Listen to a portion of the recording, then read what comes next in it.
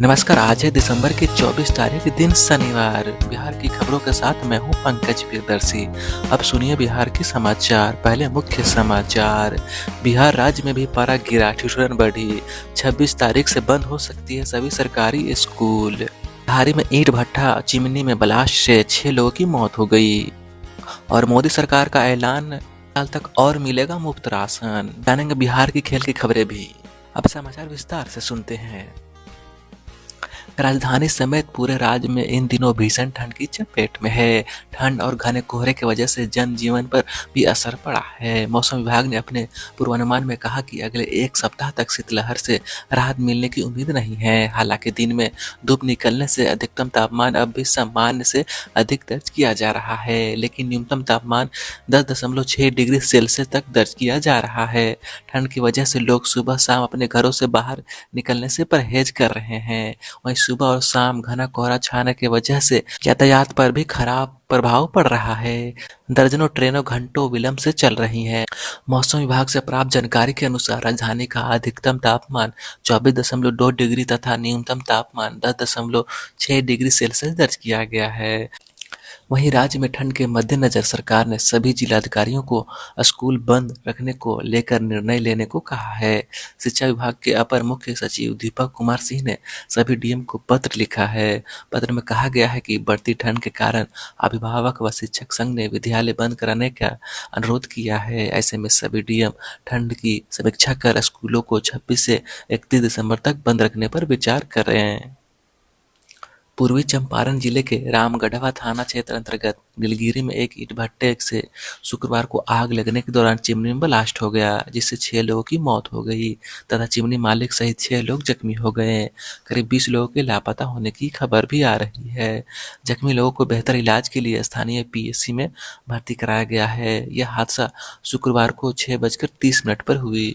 सूचना मिलने के थोड़ी देर बाद ही मौके पर पहुंचे स्थानीय पुलिस ने स्थिति का जायजा लिया और शव को अपने कब्जे में लेकर पोस्टमार्टम के लिए सदर अस्पताल भेज दिया। घटना की जानकारी मिलते ही जिलाधिकारी शीर्ष कपिल अशोक ने भी घटनास्थल पर पहुंचे। उन्होंने वहां चल रहे राहत और कार्य को बचाव का निर्देश दिया। रक्सौल डीएसपी और रामगढ़वा थाने के पुलिस ने फिलहाल वहां कैंप कर रखा है। मौके पर फायर ब्रिगेड की करीब 10 गाड़ियां और एसडीआरएफ की टीम भी पहुंची और जोर शोर से बचाव कार्य में जुट गई। अंधेरा और घना कोहरा की वजह से बचाव कार्य में दिक्कतें भी आई थी। धुंध के कारण आसपास दिखाई नहीं देने के कारण प्रशासन ने लाइट और क्रेन की व्यवस्था की। मोदी सरकार ने राष्ट्रीय खाद्य सुरक्षा अधिनियम के तहत देश की 81.35 करोड़ आबादी को 1 साल तक मुफ्त अनाज देने का फैसला लिया है, जिस पर करीब 2 लाख करोड़ रुपए का वित्तीय भार 100% केंद्र सरकार वहन करेगी। प्रधानमंत्री नरेंद्र मोदी की अध्यक्षता में शुक्रवार की देर शाम हुई केंद्रीय मंत्रिमंडल की बैठक में यह फैसला लिया गया। मंत्रिमंडल के फैसले की जानकारी देते हुए केंद्रीय वाणिज्य, उद्योग, खाद्य एवं नागरिक आपूर्ति मंत्री पीयूष गोयल ने कहा कि राष्ट्रीय खाद्य सुरक्षा कानून और अंत्योदय अन्न योजना में जिन करीब 81 करोड़ एवं 35 लाख लाभार्थियों को सब्सिडी के साथ सस्ती दरों पर अनाज मिलता था, उन्हें आगामी वर्ष पूरी तरह से निःशुल्क अनाज दिया जाएगा। श्री गोयल ने कहा कि राज्य सरकारों को भी इस पर कुछ नहीं देना होगा। इस निर्णय के क्रियान्वयन पर 2 लाख करोड़ रुपए का वित्तीय भार आ जाएगा, जो 100% केंद्र सरकार वहन करेगी। उन्होंने कहा कि अंत्योदय में 35 किलोग्राम, खाद्य सुरक्षा कानून में 5 किलोग्राम मिलता था, उसे पूरी तरह से निःशुल्क कर दिया गया है। इन 81 करोड़ 35 लाख लोगों को खाद्यान्न के लिए कुछ भी मूल्य नहीं देना होगा। बिहार में बड़ी संख्या में बिहार कैडर के आईपीएस अधिकारियों को प्रोन्नति दी गई है। पटना के एएसपी मानवजीत सिंह ढल्ले समेत 8 आईपीएस अफसरों को डीआईजी में प्रमोशन दिया है। इस संबंध में गृह विभाग ने अधिसूचना जारी कर दी है। केंद्रीय प्रतियुक्ति पर किए गए राजीव मिश्रा और हरिप्रसाद एस को पावर कोटी में प्रोन्नति दी गई है। वहीं दीपक प्रणव, नीलेश कुमार, मृत्युंजय कुमार चौधरी, तौहीद परवीन, अभय कुमार लाल, रशीद जमा, अनिल कुमार, अरविंद कुमार गुप्ता और प्रमोद कुमार मंडल को परवर कोटि में प्रोन्नति दी गई है। इस तरह से केंद्रीय प्रतिनियुक्ति पर गए सौरभ कुमार शाह को डीआईजी बनाया गया है। रविंद्र कुमार झा, बालूराम जयंत कांत, मनोजीत सिंह ढिल्लों, हरप्रीत कौर, मोहम्मद अब्दुल्ला और विनोद कुमार डीआईजी बने हैं। निशांत तिवारी, जितेंद्र राणा, मनु महाराज एवं सुनील नामक को भी प्रोन्नति दी गई है। चित्रंजन, सनील सिंह पी, कन्नड़ राजेश त्रिपाठी, नवल किशोर सिंह और राजीव रंजन को आईजी में प्रोन्नति दी गई है। आईपीएल में इस बार बिहार से खेलने वाले किसी भी खिलाड़ी को किसी भी टीम ने शामिल नहीं किया है, लेकिन गोपालगंज के तेज गेंदबाज मुकेश कुमार को इस बार 5.5 करोड़ रुपए में दिल्ली कैपिटल्स ने अपनी टीम में शामिल किया है। मुकेश कुमार ने 2011 में बिहार के लिए कूच बिहार ट्रॉफी में हिस्सा लिया था, लेकिन वह बंगाल के लिए खेलते हैं। हाल ही में उनको बांग्लादेश ए के खिलाफ भारतीय टीम में शामिल किया गया था, जहां वहां सबसे ज्यादा विकेट लेने वाले गेंदबाज बने थे। उत्तर सिक्किम के जेमा में शुक्रवार को सेना का एक ट्रक तीव्र मोड़ पर मुड़ते समय खाई में गिरकर दुर्घटनाग्रस्त हो गया और इस हादसे में 3 जूनियर कमिश्नर अधिकारी समेत 16 सैन्यकर्मी की मौत हो गई। सेना ने यह जानकारी दी है। सेना के अनुसार 4 घायल जवानों को हेलीकॉप्टर की मदद से निकाला गया है। सेना ने एक बयान में कहा कि उत्तर सिक्किम के जेमा में 23 दिसंबर को सेना के ट्रक के दुर्घटनाग्रस्त हो जाने से भारतीय सेना के 16 बहादुर कर्मियों की जान चली गई। राष्ट्रपति द्रौपदी मुर्मू और प्रधानमंत्री नरेंद्र मोदी ने सिक्किम में सेना के ट्रक को दुर्घटनाग्रस्त होने से सैन्यकर्मी की मौत पर दुखद प्रकट किया है। दोनों ने अपने ट्वीट में पीड़ित परिवार के प्रति संवेदना जताई है और घायलों के शीघ्र स्वस्थ होने की कामना की है।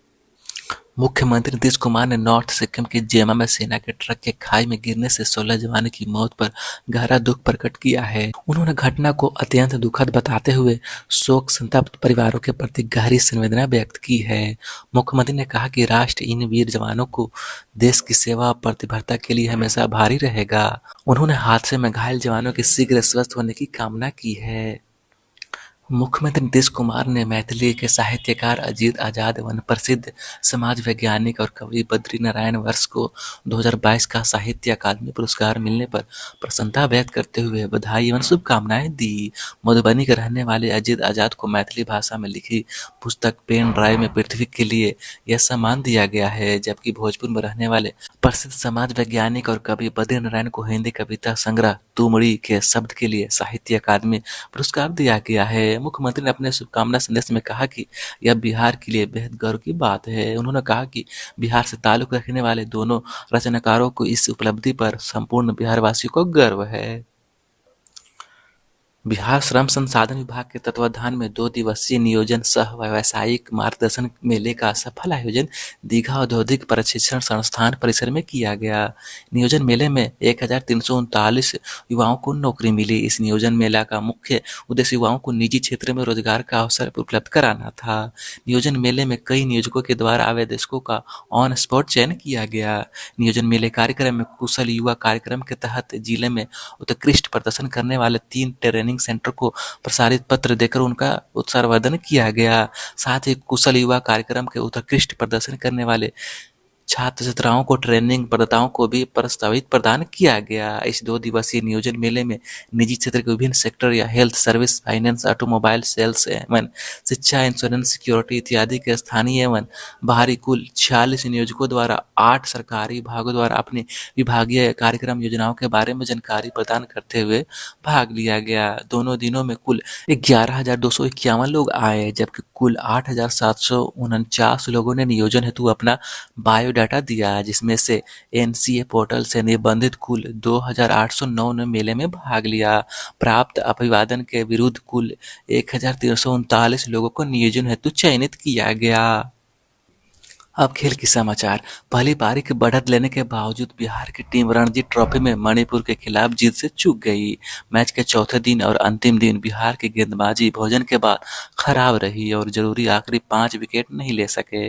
मणिपुर को जीत के लिए कुल 303 रन बनाने का लक्ष्य था।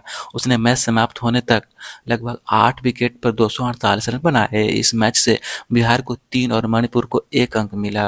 बिहार के अब 2 मैचों से 10 अंक हैं। बिहार का अगला मुकाबला 27 दिसंबर से शिलांग में मेघालय के खिलाफ होगा। प्लेट डिवीजन के इस मैच में बिहार का जीतना लगभग तय माना जा रहा था। बिहार ने शुक्रवार को अपनी दूसरी पारी 8 विकेट पर 217 रन से आगे शुरू की और वीर प्रताप सिंह के पहले अर्धशतक बनाने के बाद 8 विकेट पर 248 रन पर घोषित कर दी। वीर प्रताप सिंह ने 76 गेंदों पर 7 चौके और 2 छक्के की मदद से 63 रन बनाए थे। अहमदाबाद के गुजरात कॉलेज ग्राउंड ए पर हुए इस मैच के बाद मणिपुर की जीत के लिए 303 रन का लक्ष्य मिला था।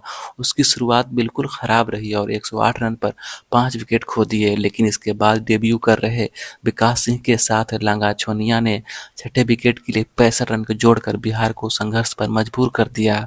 कप्तान लंगा लेंगबायन ने बिहार के गेंदबाजों को जीत के लिए तरसा दिया और मैच ड्रॉ करा दिया। आगामी 25 दिसंबर से मध्य प्रदेश के इंदौर में आयोजित होने वाली राष्ट्रीय अंडर-9 शतरंज प्रतियोगिता के लिए बिहार की टीम रवाना हो गई है। सारण जिले के यूसुफपुर, मरखन एवं अन्य थाना क्षेत्र में मिलावटी शराब से हुए संदिग्ध मौत एवं बीमार हुए व्यक्ति के संदर्भ में घटित घटना में मिलावटी शराब के मुख्य आपूर्तिकर्ता एवं निर्माणकर्ता राजेश सिंह उर्फ डॉक्टर एवं अन्य सहयोगी सोनू गिरी, शैलेंद्र राय, संजय महतो एवं अर्जुन महतो को एसआईटी टीम के द्वारा गिरफ्तार कर लिया गया है। इस बाबत सारण पुलिस कप्तान संतोष कुमार द्वारा बताया गया है कि उक्त कांड में अनुसंधान एवं छापेमारी कर संलिप्त 9 अभियुक्तों को पूर्व में ही गिरफ्तार कर जेल भेज दिया गया है। इसी अनुसंधान के क्रम में यह बात सामने आई है कि इस ईशुपुर थाना क्षेत्र के डोइला गांव निवासी महतो के पुत्र संजय महतो द्वारा मिलावटी शराब के निर्माण एवं वितरण में सहयोग किया गया था। उक्त वक्त मिलावटी शराब के सेवन से बीमार होकर इलाज कराकर घर लौटते हैं। गठित टीम के द्वारा संजय महतो के सघन पूछताछ की गई तो उन्होंने बताया कि डी उर्फ राजेंद्र, शैलेंद्र राय एवं उनके सहयोगियों द्वारा स्कॉर्पियो एवं अन्य गाड़ियों से होम्योपैथिक दवा, रसायन का बोतल लाकर मिलावटी शराब निर्माण कर विभिन्न वेंडरों को बेचा गया था। उक्त होम्योपैथिक दवा से शराब तैयार कर संजय महतो द्वारा भी सेवन किया गया था। संजय महतो ने बताया कि उक्त शराब के सेवन से कुछ घंटे बाद उन्हें बेचैनी एवं अन्य समस्या होने लगी थी। इधर उधर से खबर आने लगी कि इसके सहयोग से तैयार कर वितरित किए गए शराब से कई लोगों की मौत हो गई तथा अन्य लोग बीमार हो गए। आनंद फानन में संजय महतो के परिजनों द्वारा सदर अस्पताल एवं निजी अस्पताल में इलाज कर घर लाया गया, लेकिन अभी भी कभी कभी शरीर में बेचैनी महसूस होती है। इसी के साथ समाचार का यह बुलेटिन समाप्त होता है। नमस्कार।